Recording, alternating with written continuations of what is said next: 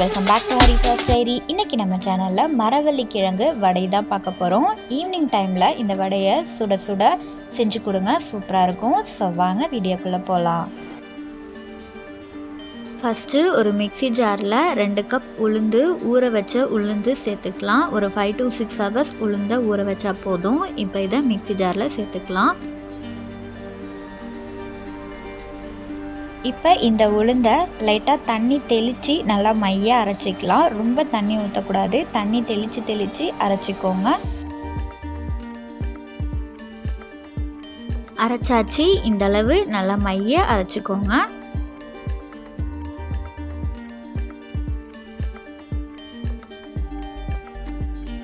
இப்போ அரைச்ச உளுந்து மாவை ஒரு தனி பாத்திரத்துக்கு மாற்றிக்கோங்க.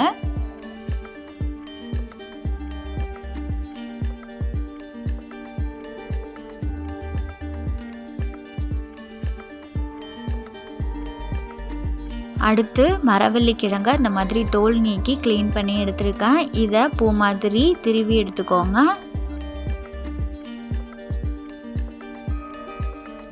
அடுத்து ஒரு மிக்ஸி ஜாரில் 2 கப் திருவின மரவள்ளி கிழங்கை சேர்த்துக்கலாம்.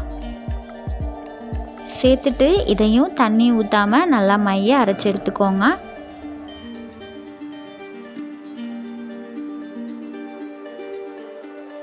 அரைச்சாச்சு. இந்தளவு நல்லா மென்மையாக அரைச்சிக்கோங்க. இப்போ நம்ம ஏற்கனவே அரைச்சி வச்சோம்ல உளுந்து மாவு, அது கூட சேர்த்துக்கலாம்.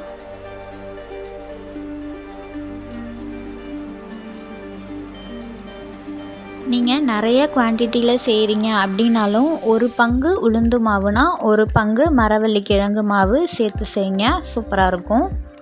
கூடவே ஒரு 5 பச்சை மிளகாய் பொடி பொடியாக கட் பண்ணி சேர்த்துக்கிறேன். நீங்கள் மாவு கூட சேர்த்தே அரைச்சாலும் அரைக்கலாம். ஒரு சின்ன துண்டு இஞ்சி சின்ன சின்னதாக கட் பண்ணி சேர்த்துக்கிறேன். கூடவே ஒரு கைப்பிடி அளவு கொத்தமல்லி, 2 கொத்து கறிவேப்பிலை சின்ன சின்னதாக கட் பண்ணி சேர்த்துக்கோங்க. கூடவே 3 பெரிய வெங்காயம் பொடி பொடியாக கட் பண்ணி சேர்த்துக்கலாம்.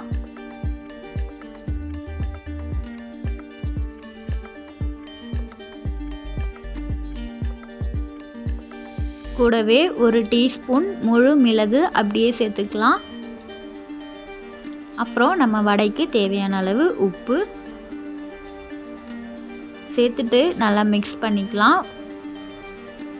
மாவு அரைக்கும் போது ரொம்ப தண்ணி ஊற்றிட்டிங்க, மாவு நீத்து போயிட்டு அப்படின்னா ஒரு 2-3 டீஸ்பூன் அரிசி மாவு சேர்த்து மிக்ஸ் பண்ணிக்கோங்க, கரெக்டாக இருக்கும்.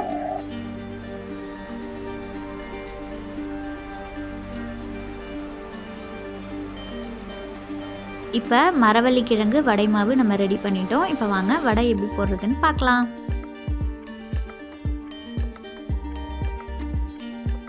எப்போதுமே வடை போடும் போது பக்கத்துலேயே தண்ணி வச்சுக்கோங்க. அந்த மாதிரி கையை தண்ணியில் நனைச்சிட்டு கொஞ்சமாக மாவு எடுத்து இந்த மாதிரி உருட்டி லைட்டாக ப்ரெஸ் பண்ணி நடுவில் ஓட்டை போட்டு நம்ம வடை போடலாம்.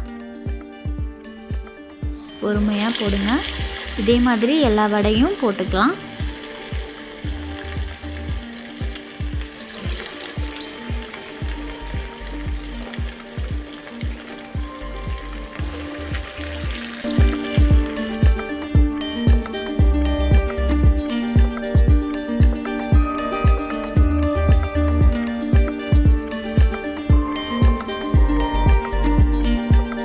ஒரு பக்கம் நல்லா செவந்த உடனே திருப்பி போட்டுக்கோங்க.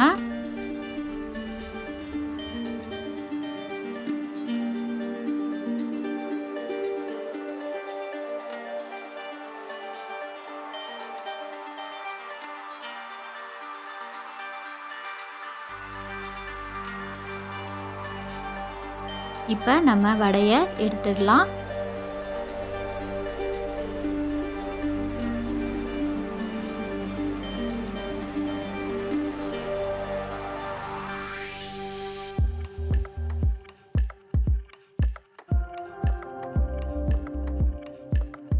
இதே மாதிரி எல்லா வடையும் போட்டுக்கலாம்.